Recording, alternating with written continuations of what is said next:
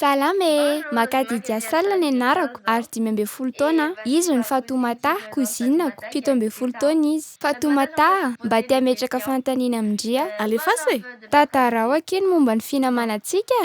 Ndria ny namako tiako indrindra, sady kozinako koa, ary tena tiako be ndri. Oviana moa sika sindrininy one. Efa fantatra hatramin'ny mbola kely ndri. Ye, mpiavana sika. 4 taona moa zay sika ny fakalala. 15 taona, mitovy amin'ny taona ndri e. Inona ny zavatra mahafinaritra antsika rehefa miaraka sika? Be dia be. Miara-maka sary, Manao Snapchat, horonan-tsary, milalao sy manao zavatra maro e. miara manao zavatra be dia be sika e. Tsy totan'ny saina daholo. Resaky ny tovovavy. Ye.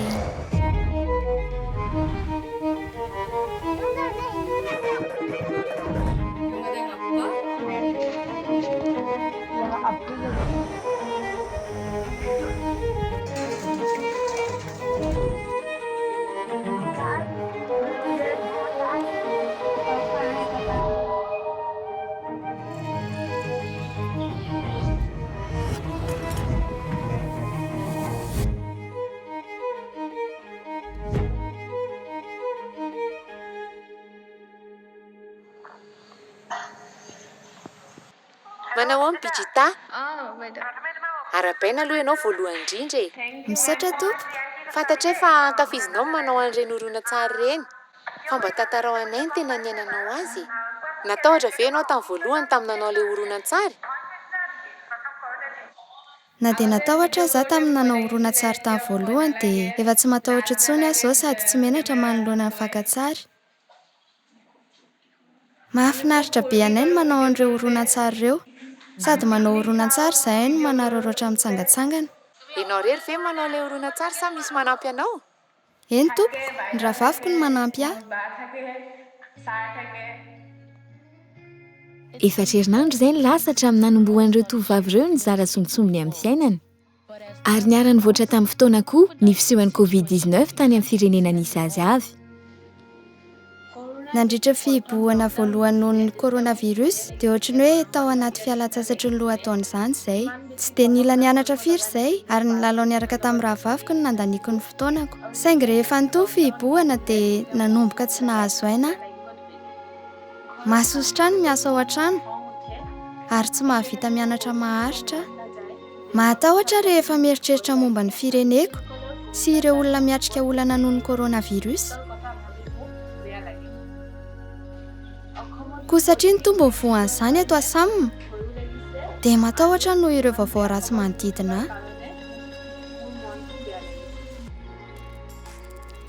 Tsy bijita ihany no sorena noho ny vokatry ity tsy mikaretina ity. Dia ohatran'ny meme izahay io fa tena marina stressé be zany za amin'izao. Niteraka olana maro ny COVID-19.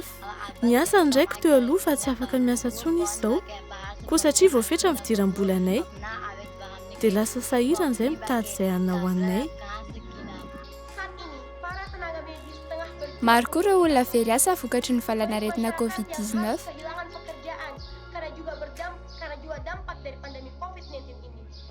Amin'izao ny vaovao rehetra heno aty amin'ny fireneko sy ny eny amin'ny fiarahamonina dia momba ny COVID-19 avokoa sy ny fisokafan'ny sekoly indray hatrehana fanadinana. Tena tiako tapitra amin'izay ty valanaretiny ity dia mba isa hita amin'izay ny fanafodiny. Amin'izay mba afaka miverina amin'ny asany avokoa ny olona.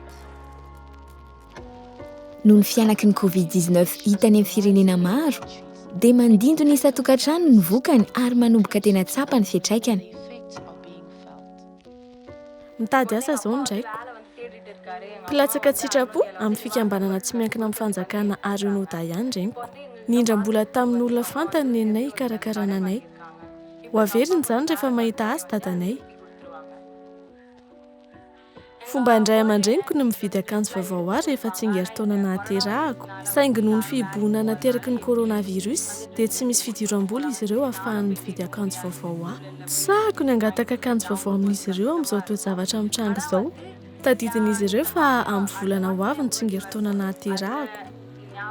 Fanaoko rehefa ohatr'izany manao fanomezana kely amin'ny mpiara-mianatra amiko ary hoentiko miantsena ry zareo dia toy izany koa rehefa tsingeritaona nahaterahan'ireo mpiara-mianatra amiko ireo dia miara-mivoaka izay dia miara-misakafo saingy tsy afaka atao intsony izany amin'izao. Malahelo aho hoe mety mandritry ity fotoana fihibohana ity ny tsingeritaona nahaterahako fa tsingeritaona nahaterahako io dia ho ankalazaiko am-pifaliana.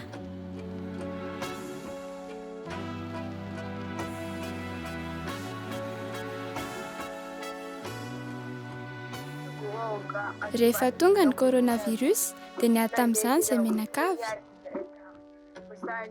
Tsy navela ndraiky nivoaka ny lalao intsony a. Ny reniko kosa niady tamin'io aretin'io. Nanohy nametraka ireo fepetra iadiana amin'io aretin'io izy.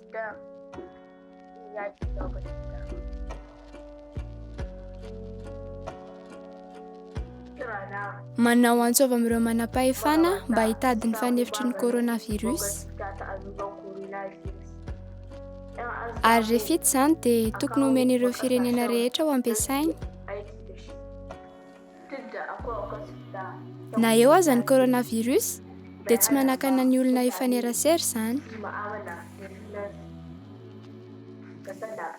Mbola mitangorona ny olona mandihy sy mifanerasera na eo aza ny aretina.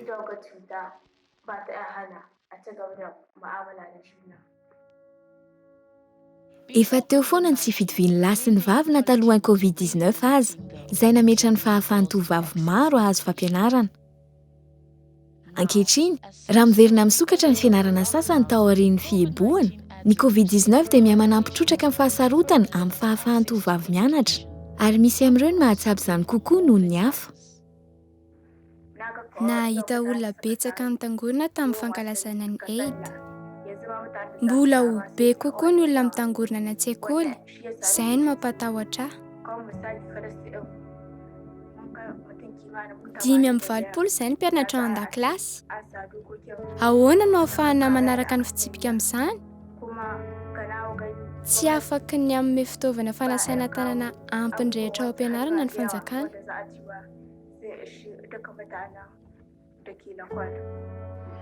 Vao mifoha dia matahotra indraindray. Efa hita ary ve izay ny fanafody fanefitry ity aretina ity? Na efa hita aza izany fanefitry izany mba hanana anjara amin'izany ve ny firenena tonenay? Mana mafiny amin'ny fitovian'ny fiparitahan'ny ity tsy mikaretin'ny ity amin'ny fireneko. Raha mbola memparitaka io dia hita ny fianaranay. Tsy mety aminay izany.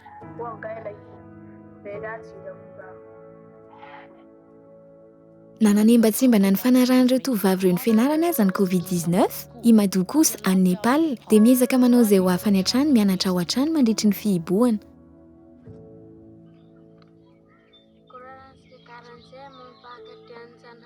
Noho ny coronavirus dia manay mafy ny amin'ny fianaranay dadanay sy mamanay. So hoe so adinonay avokoa izay efa nianaranay rehetra hatramin'izao.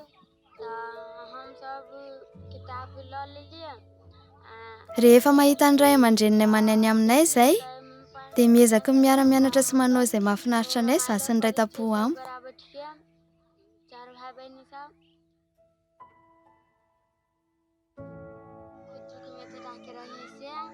Rehefa tsy manambola hividianana izay zavatra ilaina ny ray aman-dreninay dia nivakiako ny boatin-drakotro ary nomeko azy ireo izay mba nananako.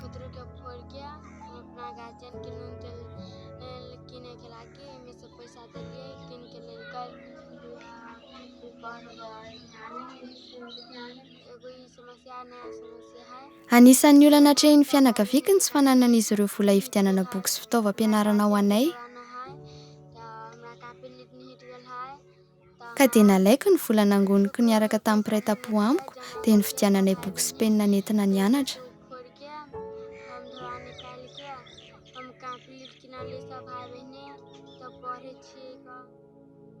Tsy Madou irery ihany no manohy ny ady amin'ny tsy fahafahana mianatra. No nitahotra mafy mahazo ireo ray aman-dreny dia maro amin'izy ireo tsy handefa ny zanany an-tsekoly rehefa miverina misokatra izany. Tsy azon'izy ireo antoka ny fahasalaman'ny zanany rehefa hiverina ao an-trano. Noho izany tahotra izany ihany dia mety hisy mpianatra sasatsasany tsy ho tonga hanatrika fanadinana. Alahelo an'ireo izay tsy afaka hanao fanadinana. Efa fotoam-pahavaratra izao ary ny ankamaroan'ny lakilasy dia vita amin'ny mololo. Rehefa avy ny orana dia mirodana ireo ary tsy afaka mianatra ireo mpianatra madinika. Ho an'ny tovovavy sasany dia efa niadiny talohan'ny COVID-19 ny fahafahana mianatra. Ankehitriny, misy loza manambana lehibe kokoa entin'ity tsy mikaretina ity, izay hanampitrotraka amin'ny fanavakavahana sy ny tsy fitoviana ary amorona ny sakanafy indray ho an'ny tovovavy. Fa ankoatra ny tsy fahampy ny fampianarana, dia mbola misy fomba mampanao hafa izay manimba sy manilika ny tovovavy ihany koa. Any amin'ny firenena maro dia tafiditra anaty fenitra sosialy ny famorana tovovavy ary mioropaka amin'ny tsy fitovian'ny lahy sy ny vavy izany.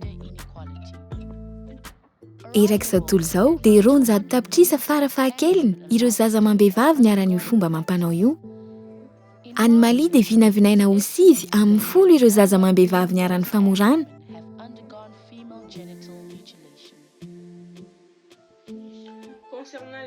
Maro ireo tovovavy maty noho ny famorana fitaovam-pananahana.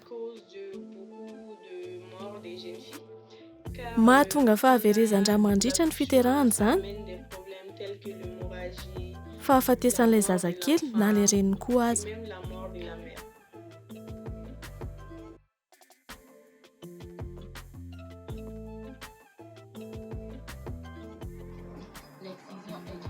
Fomba nataon'ireo ray aman-dreny be tany aloha ny famorana vehivavy. Misy vokany ho an'ny tovovavy ary miteraka olana ho azy io fomba io. Mety hifindran'ny aretina toy ny sida ilay tovovavy amin'ny alalan'ireo fitaovana ampiasaina mandritra ilay fomba mampanao. Mety ho faty mandritra ny fanatanterahana ilay fombafomba mihitsy ilay tovovavy. Na koa maty ny aretina rehefa ao aoriana kely. Mampididoza azy ireo izany.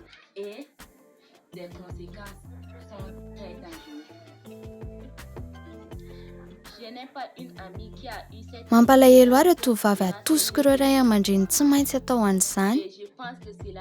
Tsy zavatra tsara izany satria manasaritra ny fiainan'ireo zanavavy ireo.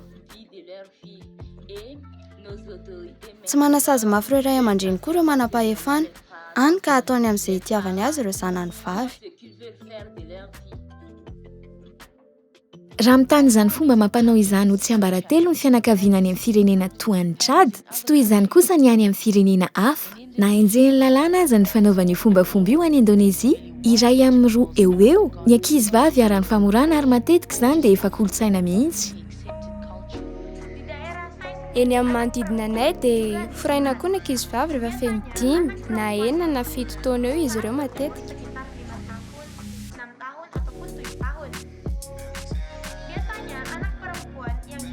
Ampanaovina bodo dress fitsosina matetika ny ankizivavy avy ny foraina. Ny bodo dress dia akanjo nentim-paharazan'ny bokisy. Manao fety ny ray aman-dreny rehefa vita famorana ny ankizivavy iray. Maro amin'ireo firenena izay ahitana avo amin'ny fanaovana famorana no manao izany antsokosoko. Fa ho an'ny ankamaroany dia mbola mitohy izany fombafomba izany fa tsy resahana fotsiny. Amin'izao fihibohana sy fepetra fanajana ny elanelana napetraka maneran-tany izao dia tokony hamafisina kokoa ny fanaraha-maso sy ny firesahana izany. Raha tiantsika io izany sary izany, ny tokony himasoantsika dia mba ho hita sy ho re ny ady hatrehan'ireo tovovavy ireo. Tokony hitovy-zo amin'ireo tovolahy ny tovovavy rehetra toa. Mba hahafahanay mianatra, manao fanatanjahantena, mampitombo ireo talenta anananay, dia tokony omena anjara mitovy amin'ny tovolahy izay ahafahanay mandroso toa azy ireo.